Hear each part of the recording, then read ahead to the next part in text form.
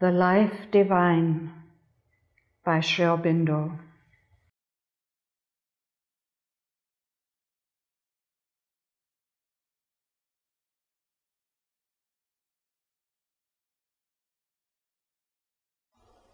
Chapter 17. The Divine Soul. He whose self has become all existences, for he has the knowledge, how shall he be deluded? When shall he have grief? He who sees everywhere oneness. Isha Upanishad. By the conception we have formed of the supermind, by its opposition to the mentality on which our human existence is based, we are able not only to form a precise instead of a vague idea of divinity and the divine life,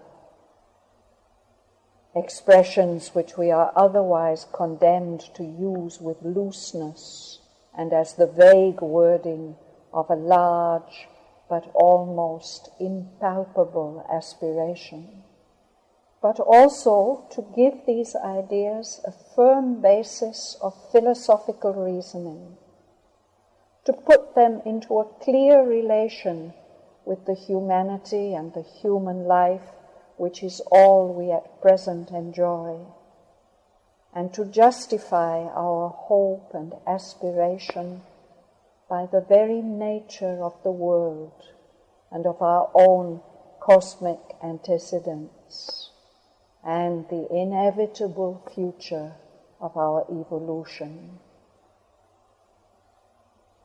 We begin to grasp intellectually what is the divine, the eternal reality, and to understand how out of it the world has come.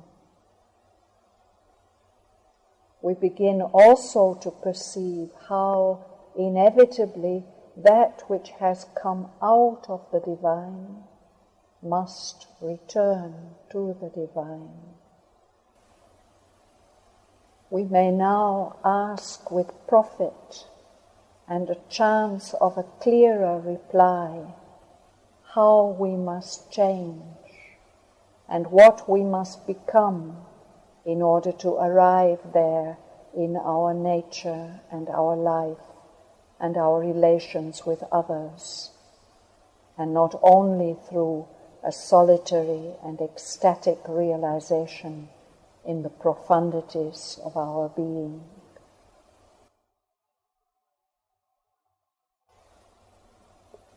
Certainly, there is still a defect in our premises,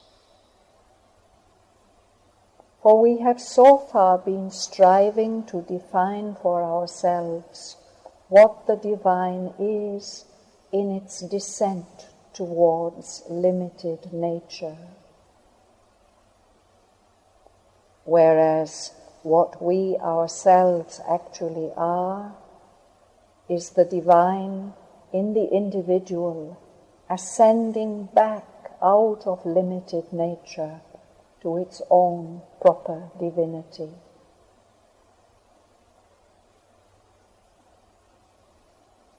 This difference of movement must involve a difference between the life of the gods who have never known the fall and the life of man redeemed, conqueror of the lost Godhead, and bearing within him the experience and, it may be, the new riches gathered by him from his acceptance of the utter descent.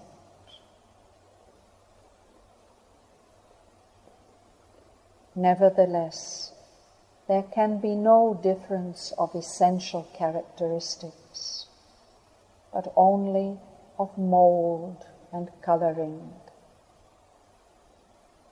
We can already ascertain, on the basis of the conclusions at which we have arrived, the essential nature of the divine life towards which we aspire.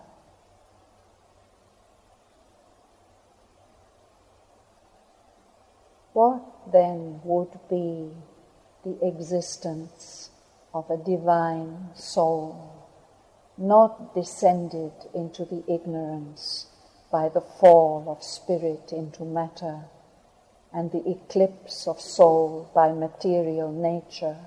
What would be its consciousness, living in the original truth of things, in the inalienable unity, in the world of its own infinite being, like the divine existence itself, but able by the play of the divine Maya and by the distinction of the comprehending and apprehending truth consciousness to enjoy also difference from God at the same time as unity with Him, and to embrace difference and yet oneness with other divine souls in the infinite play of the self multiplied, identical.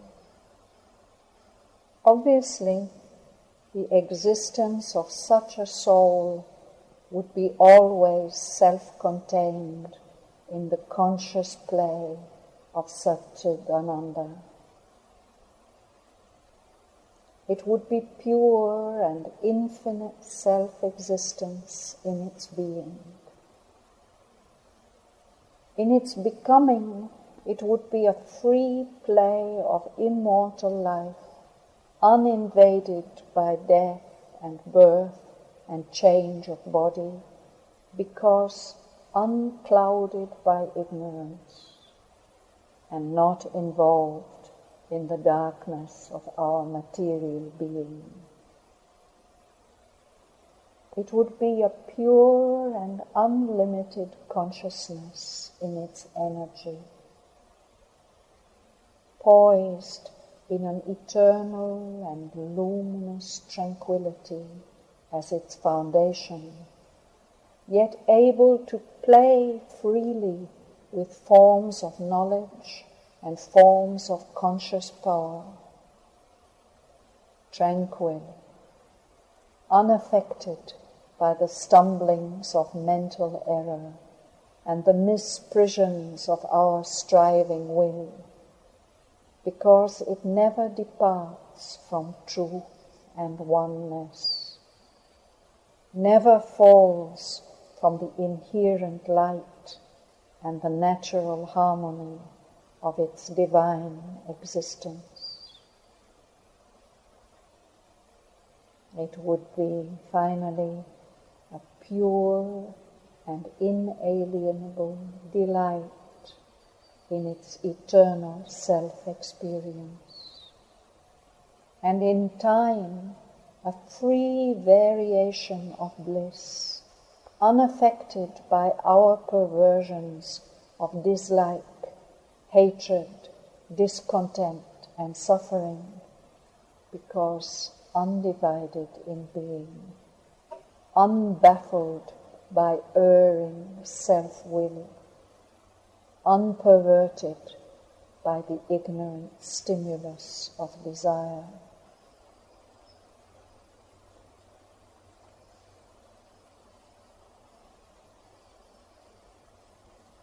Its consciousness would not be shut out from any part of the infinite truth, nor limited by any poise or status that it might assume in its relations with others, nor condemned to any loss of self-knowledge by its acceptance of a purely phenomenal individuality and the play of practical differentiation. It would, in its self-experience, live eternally in the presence of the Absolute. To us, the Absolute is only an intellectual conception of indefinable existence. The intellect tells us simply that there is a Brahman higher than the highest, an unknowable that knows itself in other fashion than that of our knowledge. But the intellect cannot bring us into its presence.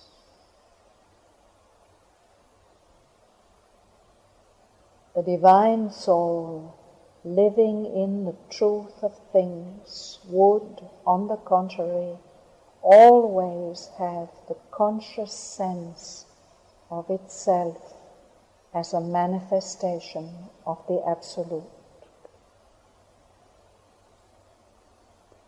Its immutable existence it would be aware of as the original self-form of that transcendent, Satchidananda. Its play of conscious being it would be aware of as manifestation of that in forms of Satchidananda. In its every state or act of knowledge, it would be aware of the unknowable cognizing itself by a form of variable self-knowledge.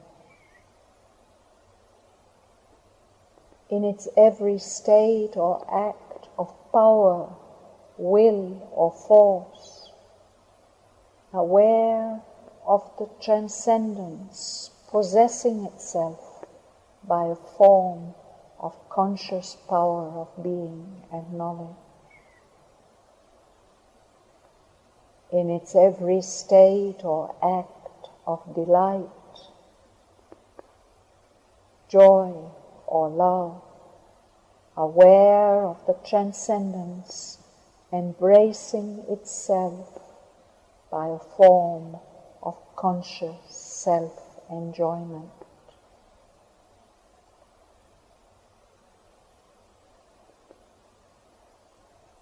This presence of the Absolute would not be with it as an experience occasionally glimpsed, or finally arrived at and held with difficulty, or as an addition, acquisition, or culmination superimposed on its ordinary state of being.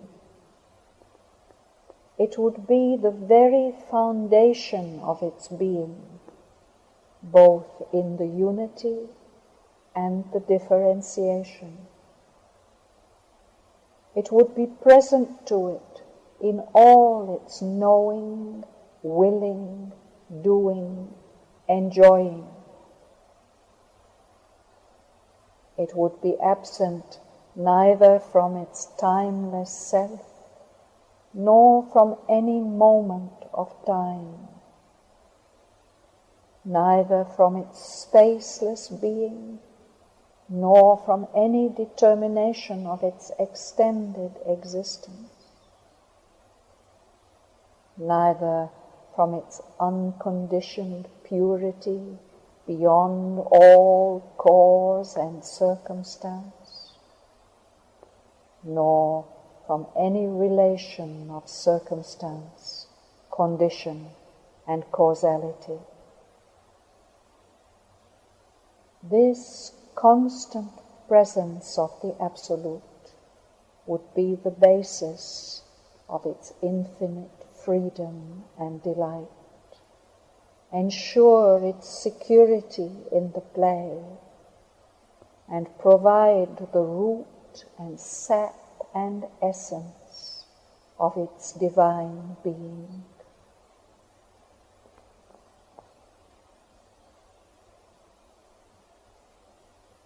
Moreover, Such a divine soul would live simultaneously in the two terms of the eternal existence of Satchidananda, the two inseparable poles of the self-unfolding of the Absolute, which we call the One and the Many. All being does really so live. But to our divided self-awareness, there is an incompatibility, a gulf between the two, driving us towards a choice to dwell either in the multiplicity, exiled from the direct and entire consciousness of the One, or in the unity, repellent of the consciousness of the many.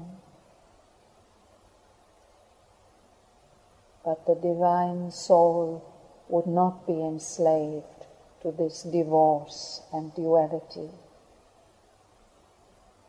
It would be aware in itself at once of the infinite self-concentration and the infinite self-extension and diffusion.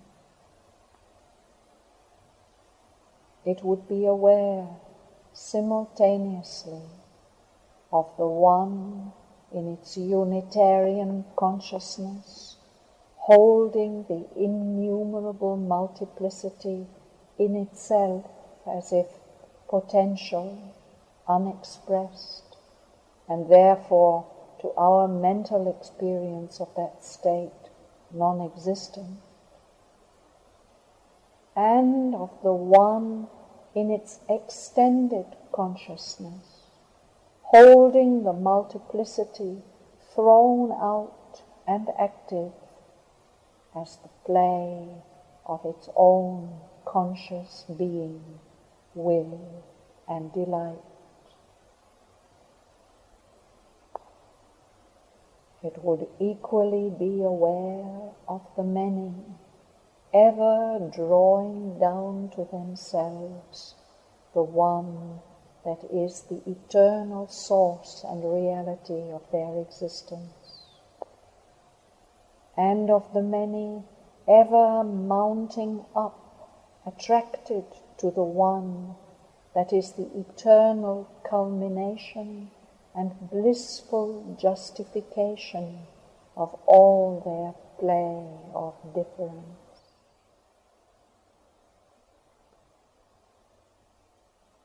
This vast view of things is the mold of the true consciousness, the foundation of the large truth and right hymned by the Vedic seers. This unity of all these terms of opposition is the real Advaita, the supreme comprehending word of the knowledge of the unknowable. The divine soul will be aware of all variation of being, consciousness, will, and delight as the outflowing, the extension, the diffusion of that self-concentrated unity, developing itself not into difference and division, but into another, an extended form of infinite oneness. It will itself always be concentrated in oneness, in the essence of its being, always manifested in variation, in the extension of its being. All that takes form in itself will be the manifested potentialities of the One, the word or name vibrating out of the nameless silence, the form realizing the formless essence, the active will or power proceeding out of the tranquil force, the ray of self-cognition gleaming out from the sun of timeless self-awareness, the wave of becoming rising up into shape of self-conscious existence out of the eternally self-conscious being, the joy and love welling forever out of the eternal still delight.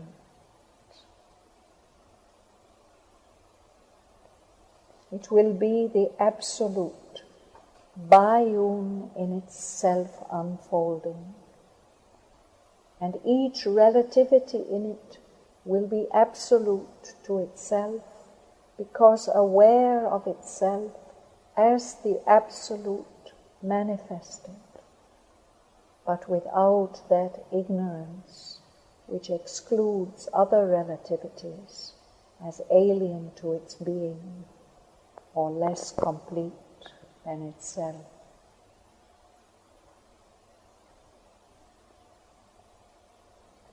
In the extension, the divine soul will be aware of the three grades of the supramental existence, not as we are mentally compelled to regard them, not as grades, but as a triune fact of the self-manifestation of Satchidananda. It will be able to embrace them in one and the same comprehensive self-realization. For a vast comprehensiveness is the foundation of the truth-conscious supermind.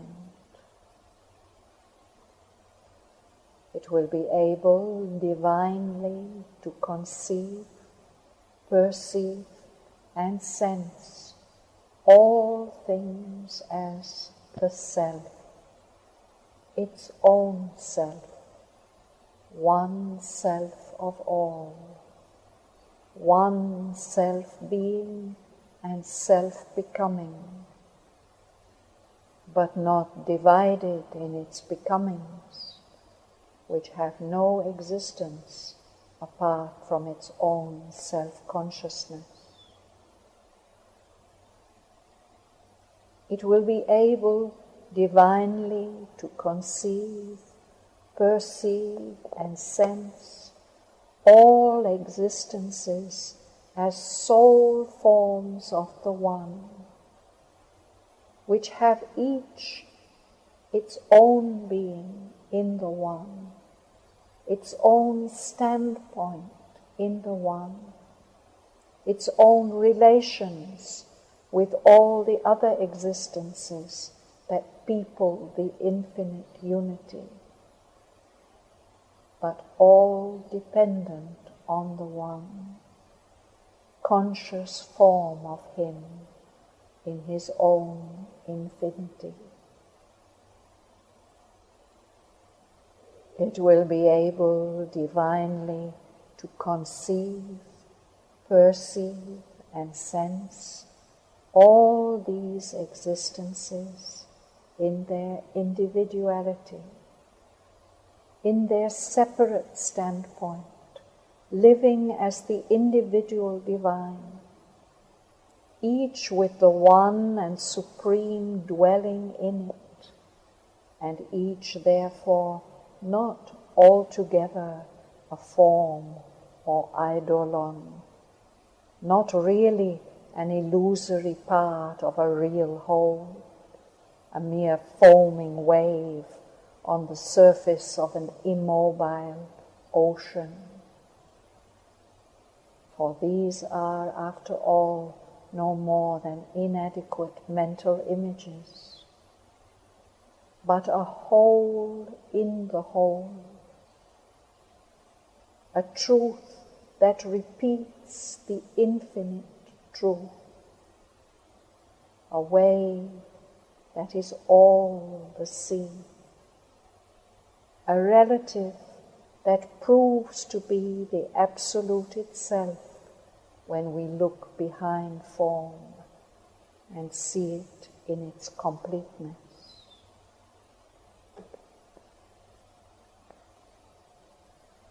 For these three are aspects of the one existence. The first is based upon that self-knowledge which, in our human realization of the divine, the Upanishad describes as the self in us becoming all existences. The second, on that which is described as seeing all existences in the self. The third, on that which is described as seeing the self in all existences. The self becoming all existences is the basis of our oneness with all. The self containing all existences is the basis of our oneness in difference.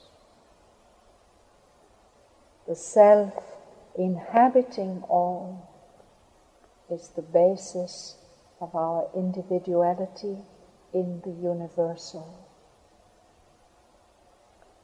If the defect of our mentality, if its need of exclusive concentration compels it to dwell on any one of these aspects of self-knowledge to the exclusion of the others, if a realization imperfect as well as exclusive moves us always to bring in a human element of error into the very truth itself, and of conflict and mutual negation into the all-comprehending unity.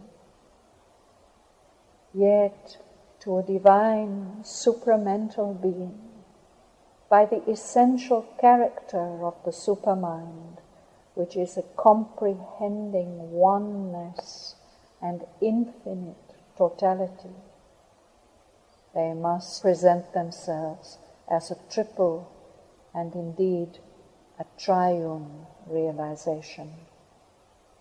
If we suppose this soul to take its poise, its center, in the consciousness of the individual divine, living and acting in distinct relation with the others, still it will have in the foundation of its consciousness the entire unity from which all emerges.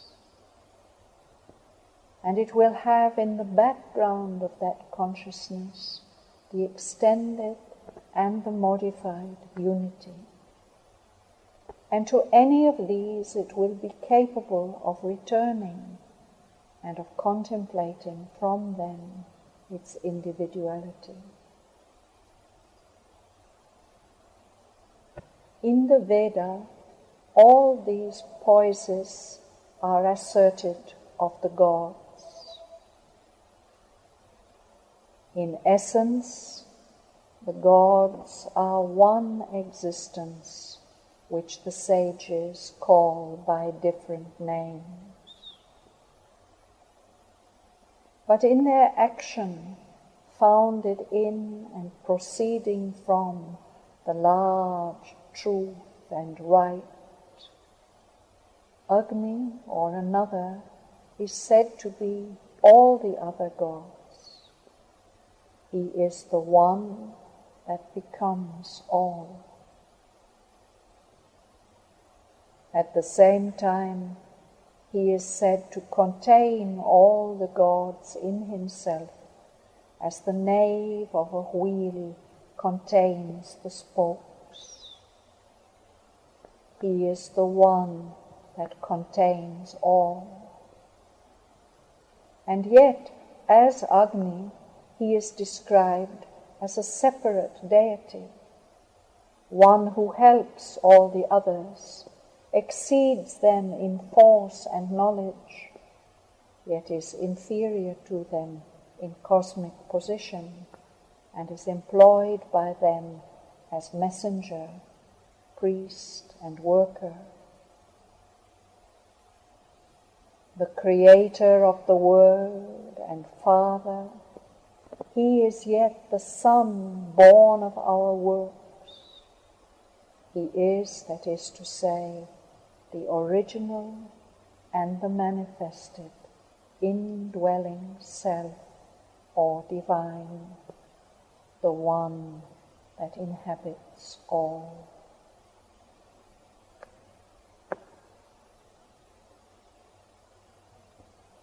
All the relations of the divine soul with God or its supreme self and with its other selves in other forms will be determined by this comprehensive self-knowledge.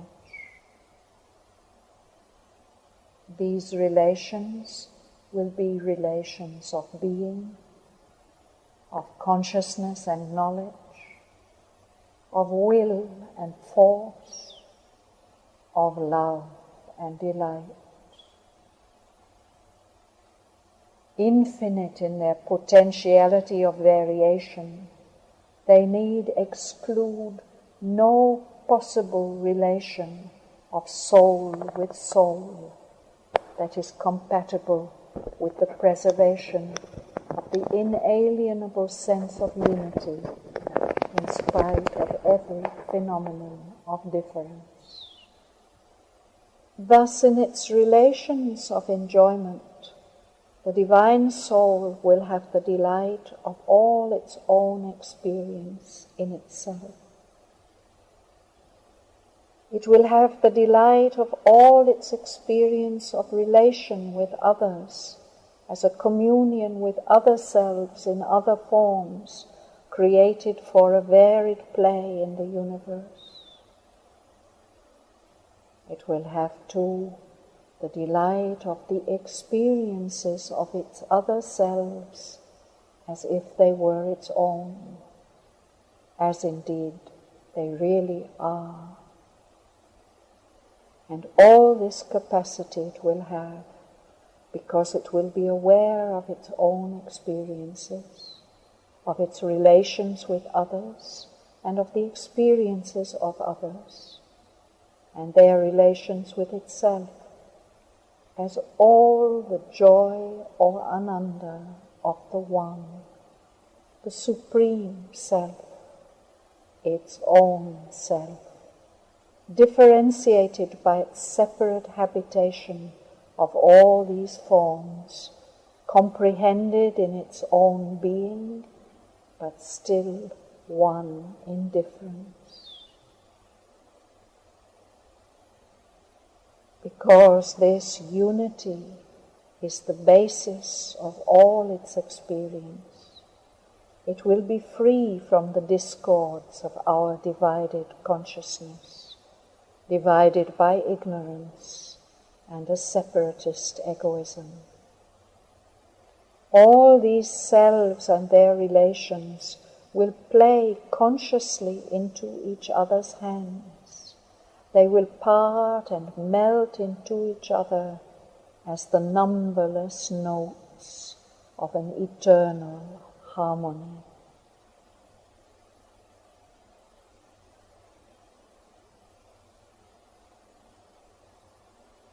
And the same rule will apply to the relations of its being, knowledge, will, with the being, knowledge, and will of others.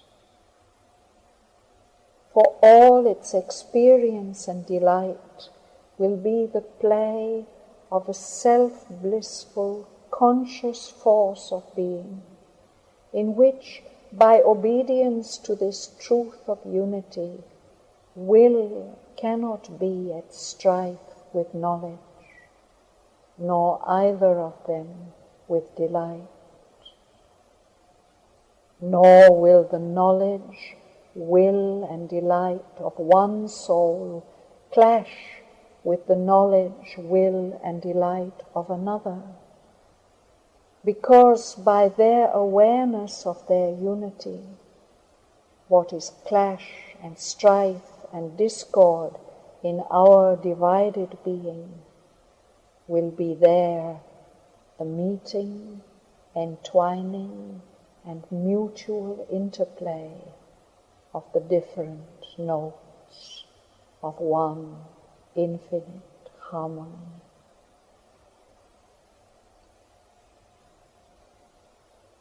In its relations with its supreme self, with God, the divine soul will have this sense of the oneness of the transcendent and universal divine with its own being. It will enjoy that oneness of God with itself in its own individuality and with its other selves in the universality. Its relations of knowledge will be the play of the divine omniscience, for God is knowledge. And what is ignorance with us will be there only the holding back of knowledge in the repose of conscious self-awareness, so that certain forms of that self-awareness may be brought forward into activity of life.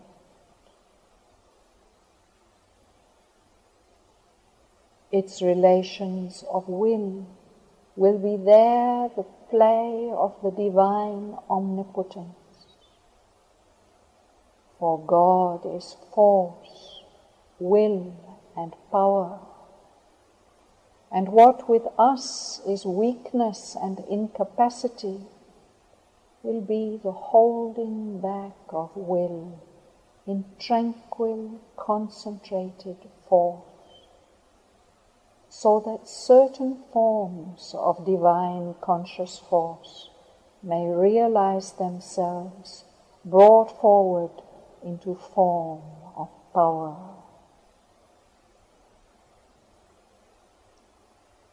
Its relations of love and delight will be the play of the divine ecstasy, for God is love and delight.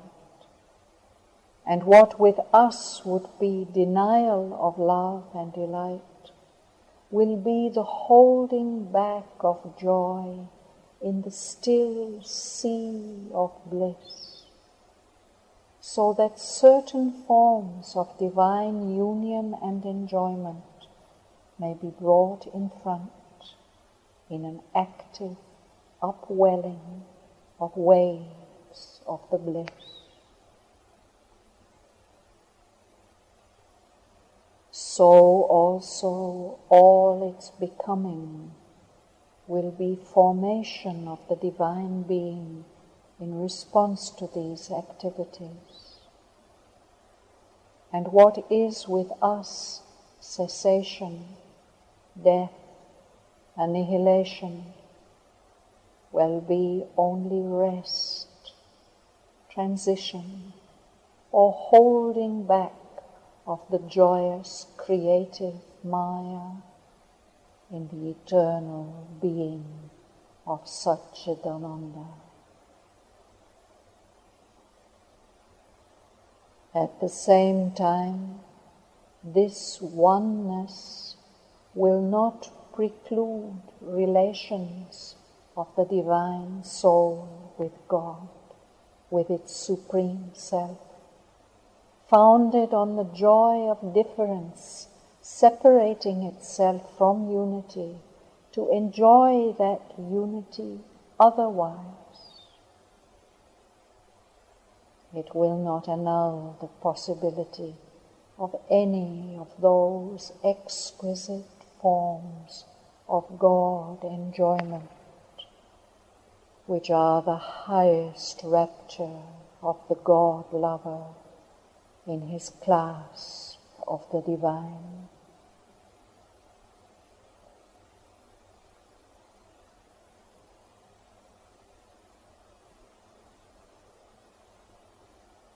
But what will be the conditions in which and by which this nature of the life of the divine soul will realize itself?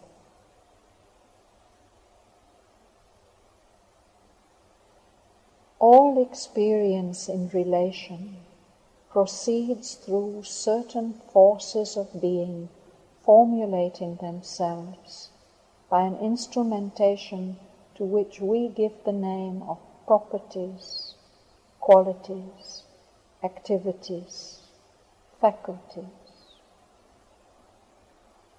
As, for instance, mind throws itself into various forms of mind power, such as judgment, observation, memory, sympathy, proper to its own being, so must the truth consciousness or supermind effect the relations of soul with soul by forces, faculties, functionings proper to supramental being. Otherwise there would be no play of differentiation. What these functionings are, we shall see when we come to consider the psychological conditions of the divine life. At present we are only considering its metaphysical foundations, its essential nature and principles. Suffice it at present to observe that the absence or abolition of separatist egoism and of effective division in consciousness is the one essential condition of the divine life. And therefore their presence in us is that which constitutes our mortality and our fall from the divine. This is our original sin, or rather, let us say in a more philosophical language, the deviation from the truth and right of the Spirit, from its oneness, integrality and harmony, that was the necessary condition for the great plunge into the ignorance, which is the soul's adventure in the world, and from which was born our suffering and aspiring humanity.